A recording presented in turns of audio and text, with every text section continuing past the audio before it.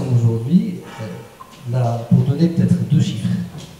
Le premier, c'est que le nombre d'assurés d'immatriculés à la CNSS est passé de 7 millions à 25 millions d'assurés principaux et de rayons droit. Donc 25 millions à peu près de personnes qui sont aujourd'hui immatriculées au sein de la CNSS.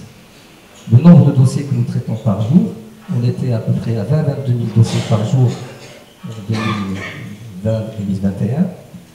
Décembre dernier, nous avons traité en moyenne 110 000 dossiers par jour. Donc c'est un volume d'activité qui a été multiplié par 5.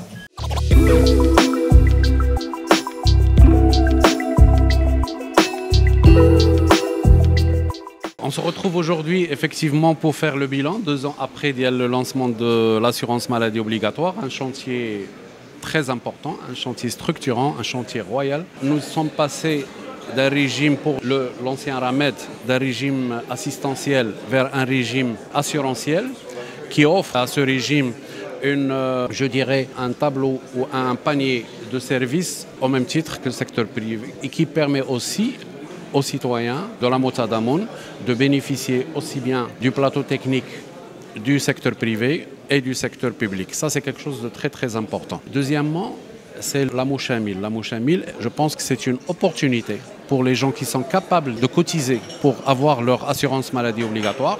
C'est une opportunité pour généraliser ce régime. Restent les TNS, les travailleurs non salariés. Nous avons beaucoup de choses encore à faire pour entamer avec nous une certaine communication, une certaine sensibilisation pour la participation des citoyens, des travailleurs non salariés qui n'ont pas encore réalisé cette cotisation.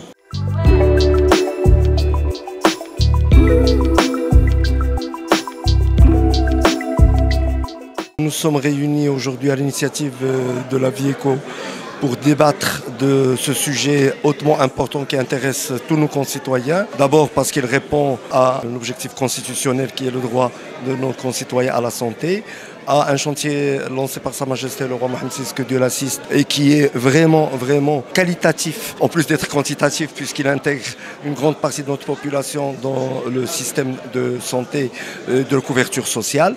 Donc sur ces 2 points, il n'y a pas de débat. C'est des choses qui sont véritablement une réussite dans leur élaboration et dans leurs objectifs. Maintenant, c'est comme tout grand chantier, il passe par des étapes. Il y a des décisions qui ont été prises, des décisions à corriger, des décisions à prendre. Comment financer ce droit à la santé? Quelles sont les priorités? Quels sont les axes qu'il faut privilégier? Est-ce qu'on est plutôt dans une politique de santé de masse? Est-ce qu'on est plutôt dans l'hyperspécialisation? Et chaque mot que je viens de dire traduit toute une politique, parfois sur une dizaine ou quinzaine d'années.